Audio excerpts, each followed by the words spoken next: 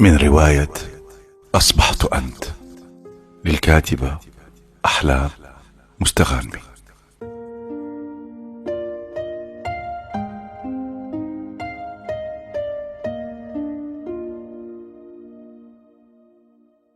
الآن وقد فهمت أكثر مما تمنيت يوما أن أفهم.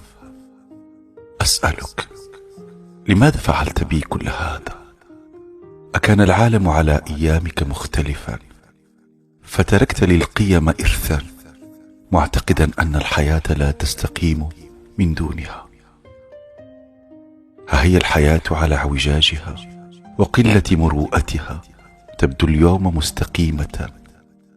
تأقلم الناس مع كل ما هو فاقد للحياة، الجميع يفعل ويقول ما يشاء، وعليك أن تقول رأيك فيما تعتقد أو ترى همسا، ذلك لأن الصوت الخافت للحق أصبح أعلى درجات البطولة.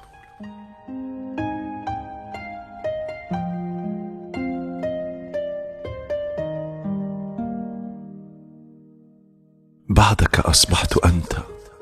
أحببت الحياة كما لو كانت رجل حياتي، لأنك أحببتها كما لو كانت أنثاك. ما عرضت قلمي في سوق الذمم، لأنك قلت لي إن من يضع لنفسه ثمنا يصبح بلا ثمن. رفضت أن أنحني لأحد، لأنك غادرت مستقيم الظهر. وضعت فرصا ذهبية، لأنك أوردتني حساسيتك ضد التملق والانتهازية.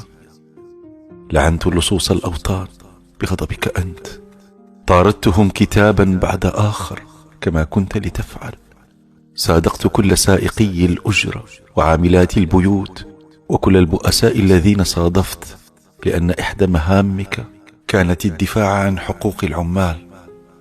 وضعت شرطا لقلبي ألا يحب إلا رجال المواقف، لأن الحب عندك كان قضية. لم أسأل يوما أحدا عن ديانته، لأنك لم تسألني يوما إلا عن أخلاق من عرفت. فقد كنت تؤمن بأن وحدها الإنسانية ديانة الشرفاء. حاربت الطغاة، لأنك يوم رحلت تركت مع أوراقك الثبوتية بطاقة انتسابك إلى أول رابطة جزائرية لحقوق الإنسان.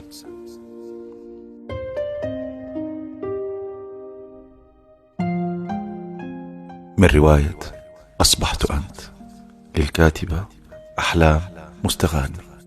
صوت جعفر رابح.